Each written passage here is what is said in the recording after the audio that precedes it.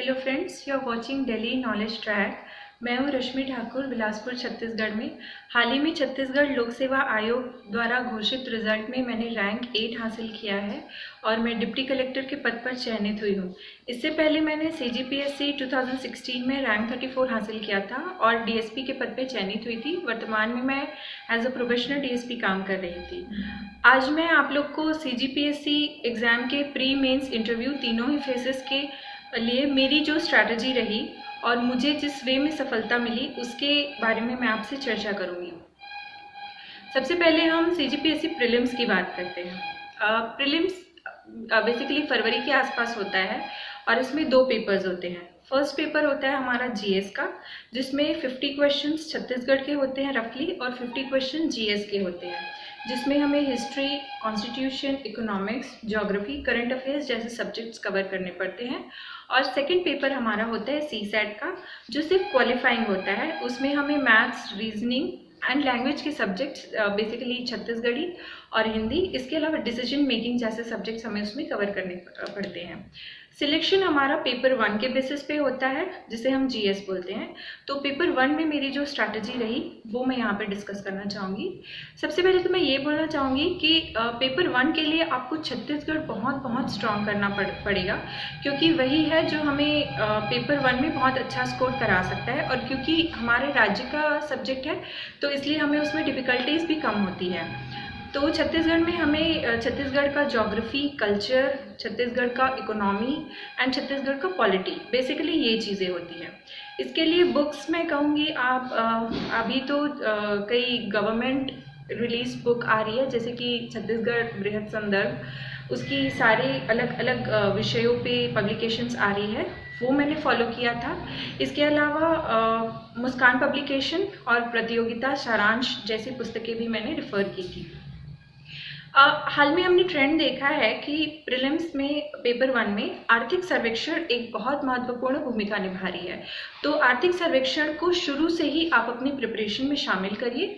उसके जो important chapters हैं, पेपर का ट्रेंड देखते हुए आप उसको मेमोराइज करने की कोशिश करें। आपको ये नहीं होना चाहिए कि आप एग्जाम के 1 महीने पहले उसको पढ़ें।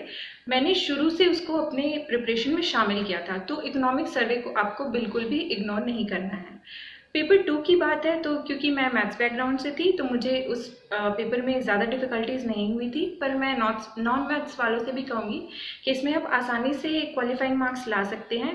इसके लिए आपको एप्टीट्यूड में RS अग्रवाल की बुक और रीजनिंग में परफेक्ट रीजनिंग की बुक और हिंदी छत्तीसगढ़ी में किसी भी आप प्रतियोगिता सारांश या मुस्कान पब्लिकेशन वगैरह कोई भी नोट्स आप फॉलो कर सकते हैं।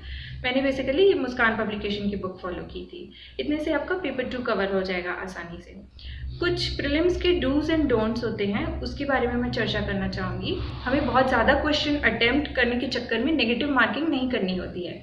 हमें अपना एक सेफ जोन डिसाइड कर लेना चाहिए। जैसे मेरे लिए मेरा सेफ जोन 60 to 65 क्वेश्चंस रहते थे, जिसमें मेरे ऑलमोस्ट 58-59 क्वेश्चंस सही रहते थे और कुछ 6-7 गलत रहते थे। तो मैं बहुत ही सेफ जोन में रहती थी और मेंस की प्रिपरेशन में बहुत कॉन्फिडेंटली करती थी।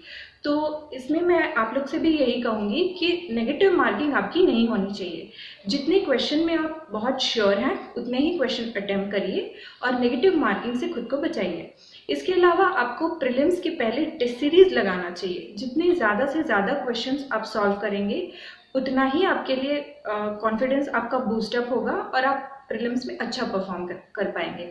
आप स्ट्रेस फ्री रहिए और प्रीलिम्स आपका अच्छे से हो जाएगा, क्योंकि प्रीलिम्स ही मेन हर्डल होता है जो हमें मेंस के लिए रोकता है। इसके बाद मैं बात करूँगी मेंस की। मेंस में हमारे 7 पेपर होते हैं। सारे पेपर्स हमारे 200 के होते हैं, तो सब मिला के कुल 1400 का हमारा मेंस होता है। मैं step by step paper by paper mains की बात करती हूँ, पेपर 1 से लेकर के पेपर 7 तक। सबसे पहले हम पेपर 1 की बात करते हैं। पेपर 1 लैंग्वेज का होता है, जिसमें हमें हिंदी, इंग्लिश, संस्कृत एंड छत्तीसगढ़ी, ये 4 50-50 मार्क्स के होते हैं। चारों ही पेपर्स बहुत इंपॉर्टेंट होते हैं। मैं स्टेप बाय स्टेप चारों पेपर्स के लिए अपनी स्ट्रैटेजी बताती हूँ।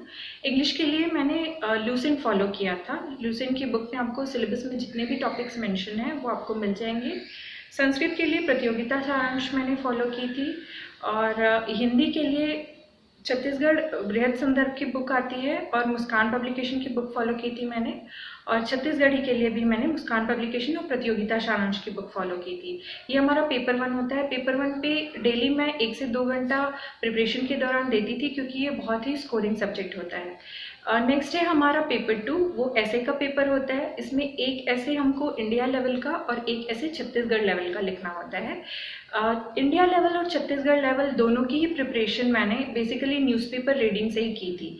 ऐसे के लिए मैंने कोई भी सेपरेट बुक फॉलो नहीं की थी। मैं डीडी न्यूज़ और लोकसभा राज्यसभा टीवी जैसे चैनल्स फॉलो करती थी। उसमें कुछ शोज़ आते हैं जैसे the big picture and all, जिसमें हम करंट बर्निंग इश्यूज पे डिबेट देख सकते हैं। इसके अलावा डेली एडिटोरियल्स को आपको थरली पढ़ना है।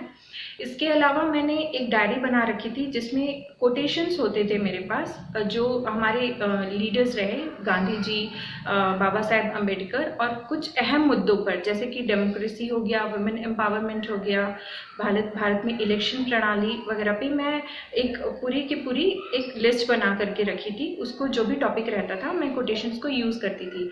और मुझे लगता है कोटेशंस और कुछ फिगर्स, फैक्ट्स एंड फिगर्स आपके पास होने चाहिए अपने ऐसे को सब्सटैंशिएट करने के लिए।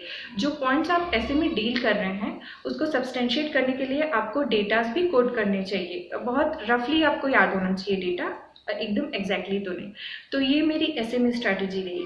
पेपर 3 बेसिकली काफ़ी लेंदी पेपर माना जाता है, क्योंकि इसमें हमें छत्तीसगढ़ का हिस्ट्री, इसके अलावा लोक प्रशासन, संविधान जैसे सब्जेक्ट्स कवर करने पड़ते हैं। इसमें इंडिया का भी हिस्ट्री होता है। तो पेपर 3 के लिए मैंने बेसिकली पॉलिटी के लिए और लोक प्रशासन के लिए मैंने TMH की बुक फॉलो की थी। M लक्ष्मीकांत की बुक आती है, वो मैंने फॉलो की थी। और इंडियन हिस्ट्री के लिए आप RS शर्मा एंशियन के लिए फॉलो कर सकते हैं, और बिपिन चंद्रा मॉडर्न के लिए फॉलो कर सकते हैं।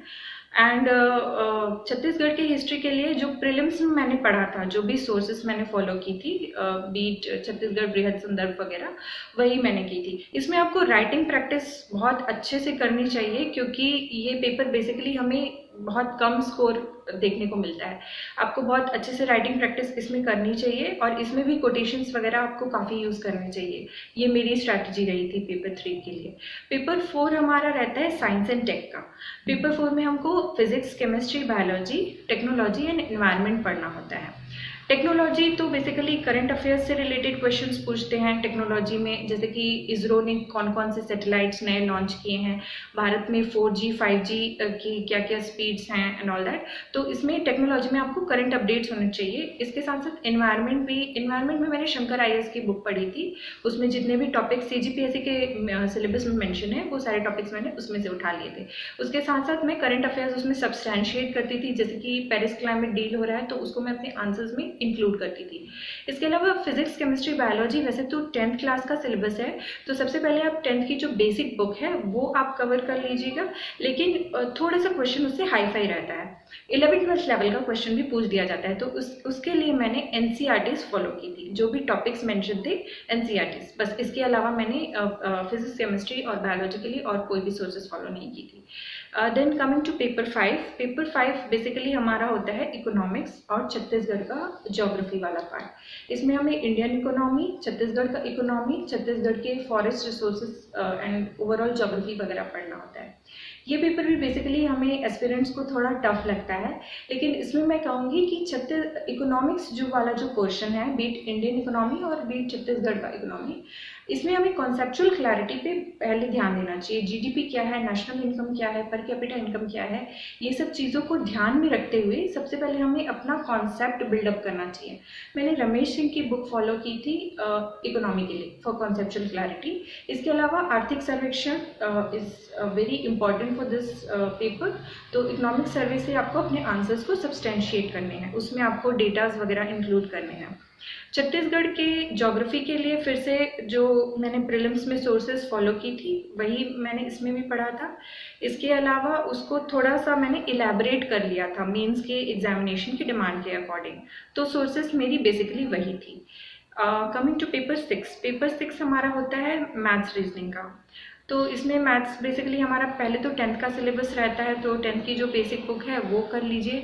इसके अलावा हम RD शर्मा की बुक फॉलो कर सकते हैं, जो थोड़े 10th लेवल से अबव के क्वेश्चंस पूछते हैं उनके लिए। और रीजनिंग के लिए मैंने परफेक्ट रीजनिंग ही फॉलो की थी। मैथ्स के लिए मैं ये कहूँगी कि वो चाहे मैथ्स बैकग्राउंड से हो या नॉन मैथ्स बैकग्राउंड से हो, मैथमेटिक्स आपको डेली बेसिस पे प्रैक्टिस होना बहुत ज़रूरी है। क्योंकि ये मेरा एक्सपीरियंस रहा है कि मैंने फर्स्ट अटेम्प्ट में क्योंकि प्रैक्टिस नहीं की थी और मैं थोड़ी ओवर कॉन्फिडेंस में थी, इसलिए मैंने उसमें कम स्कोर किया था। पर डेली प्रैक्टिस करते रहेंगे तो आपका मैथ्स का पेपर काफ़ी अच्छा जाएगा। ये आपका पेपर 6 हो गया। पेपर 7 हमारा होता है फिलोसफी, सोशियोलॉजी एंड छत्तीसगढ़ का कल्चर, जिसमें tribals, folk song, folk dances वगैरह आते हैं, टूरिज्म एंड ऑल। तो सोशियोलॉजी के लिए आप कोई सी भी बेसिक बुक फॉलो कर सकते हैं। सोशियोलॉजी के लिए मैंने एशर की बुक फॉलो की थी, क्योंकि मुझे इंग्लिश में मटेरियल चाहिए होता था। इसके अलावा आप कोई भी नोट्स भी फॉलो कर सकते हैं, सारांश वगैरह की जो भी आती है। फिलोसफी के लिए भी मैंने जितने सिलेबस में मेंशन है, बस पॉइंट टू पॉइंट वही उन्हीं चीज़ों को पढ़ा था मैंने। उसके लिए भी मैंने प्रतियोगिता सारांश वगैरह की जो बुक आती है वो सारे किए थे।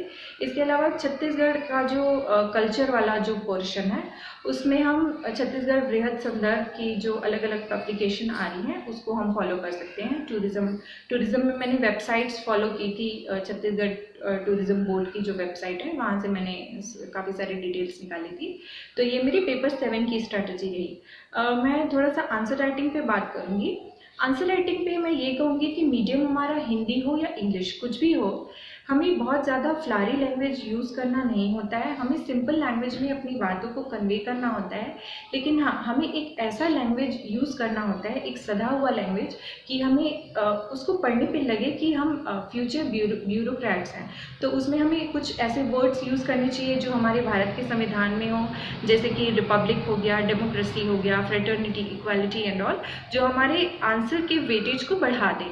तो इसलिए हमें एडिटोरियल्स वगैरह पे अच्छे से ध्यान देना चाहिए और अपनी वोकैबलरी को बहुत स्ट्रॉन्ग करनी चाहिए। ये आंसर राइटिंग की बात होती है। जितनी ज़्यादा कोटेशन हो सके, जितने अधिक से अधिक फ्लो चार्ट हो सके, डायग्राम, ये सब हमको बनाना होता है, तो डेफिनेटली आपकी मार्किंग काफ़ी अच्छी होगी। ये मेरी मेंस की ओवरऑल स्ट्रैटेजी रही। इसके अलावा अब मैं इंटरव्यू पे एक शॉर्ट वे में बात करूँगी। इंटरव्यू मेरा दोनों ही बार काफ़ी अच्छा स्कोर रहा। इंटरव्यू में मुझे लगता है कि सिर्फ एक ही फंडा है, नॉलेज के साथ साथ आपको खुद पे बहुत बहुत कॉन्फिडेंस होना चाहिए। कॉन्फिडेंस ही है जो आपको इंटरव्यू में मार्क्स दिलाता है। यदि आप कोई आंसर आपसे नहीं भी बन रहा है और आप उसको बहुत कॉन्फिडेंटली सॉरी कहते हैं, तो इंटरव्यूअर को उससे कोई प्रॉब्लम नहीं होगी।